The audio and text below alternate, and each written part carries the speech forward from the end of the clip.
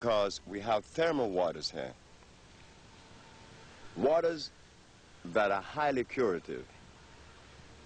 We have also the enjoyment of that backdrop that you see there, which are the mountains that ranges from Guatemala all the way to Nicaragua.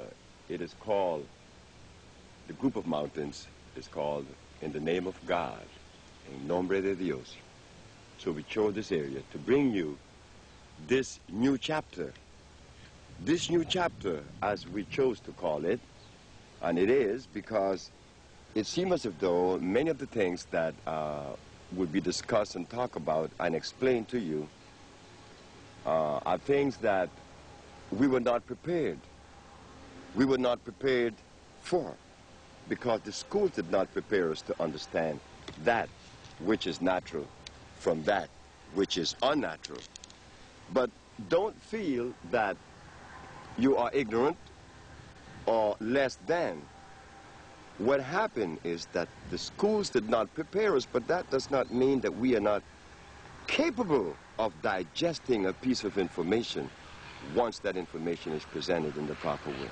So therefore, we're going to begin to journey into this healing thing. This healing journey that has been approached by so many different ways and by so many people since time immemorial. Today, we're going to try to decipher the undecipherable for you, that we could journey on a better footing, understanding what is health, what is healing, and how does the human body interrelate with these things we call plants. We want to understand, because it seems as though much of what has been said to us and shown to us has not been exactly right. They have not helped in the areas that we would like to be helped. So we're going to take our time and we're going to walk through this thing. Of course, you're going to see things that you have not seen before, because as I look at the menu of the American herbal position, many of the herbs that we use here in Usha are not mentioned in any of those books. And many of the herbs that are mentioned in those books are hybrid, meaning that they are artificial. And this is the reason why we fall short of the goal. The goal is receding faster than we could run. So please, let us take our time and walk into this thing. We're going to talk about the things that we need to hear, and we're going to explain the things that were not explained. So just take our time. So as we carefully enter this most tedious journey, not a difficult one, just tedious, but we all are capable of understanding the contents of this particular program or position. Sure we are. We have a brain. We could think well. Only we, the individual, or you, the individual, could determine really what it is that you feel, what it is you see. No one sees from behind those eyes but you. So we know that this subject fits within this cosmic order, and that we, being a product of cosmogony or life itself, sure we'll be able to understand the things about life when they are presented. So let us go first into the history of medicine. According to the history of medicine, it began in Egypt with Imhotep I. Then it came down to Mr. Hippocrates, and it filtered down to Mr. Claudio Galen. So with Hippocrates in the year of 365 BC to 1729, Claudio Galeno, the Italian. These three men, Imhotep, Hippocrates, and Claudio Galeno had something in common. They all used the same substance. They all followed the same platform. They took the same position.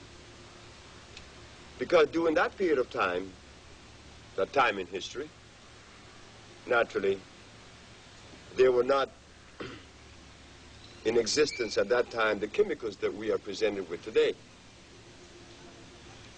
They were only plants. But the history